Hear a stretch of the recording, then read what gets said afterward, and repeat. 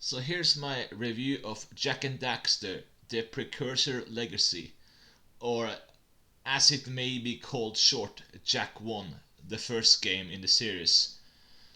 It's a very solid game. It's very colorful. It's very it's a very difficult really. It's very easy to learn, but it has some difficulty curve of what of new stuff that you are supposed to do in terms of understanding how to master the game in a sense.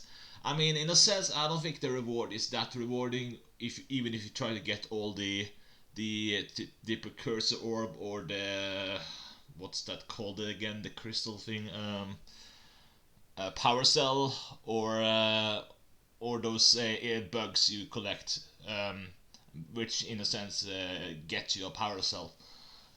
I don't think it's worth it in because the ending isn't really that special, but it still is fun just to beat it. It's kind of the challenge to beat the game. But yeah, I will say I will give it a rating of 10 out of 10. I think the only part of the game that I thought was absurdly nonsense was sort of the spider cave where you kind of have to light up the green crystals. It was impossible to see anything in that part of the game. I thought that was pretty nonsensical. I guess some PS2 games. This is also a problem I had with Ratchet and Clank 2 because Ratchet and Clank 1, I mean, the first game is the lighting was sort of weak on some places where it you couldn't see anything. It was just black and stuff. I guess that was just the technology of graphics they used in those games. So yeah, maybe it's why it's hard to see anything. I don't know how that happened, but I guess that it was just some kind of technological reasons. I guess. Uh, but everything else is pretty cool. I just like I just think it's a very addictive, fun game. It's very cool. But I never grew up with this. This is something I played way later on. I actually played. I remember when I had PlayStation 2 when it was still new and cool. Jak 2 was the one I actually grew up with because I thought that was pretty cool. You had guns and such. And I also played a little bit of Jak 3, but I think I have most memories of Jak 2 really. Um, in a sense, I kind of wish they kind of had a separate series of this. Like you could try to make sort of like a this adventure platformer as its own thing, and they can have like this shoot and mission stuff with Jak 2 and outwards. I think that would be way cooler actually instead of killing the series because it kind of sucks that I guess they thought it would sell better, which it probably did.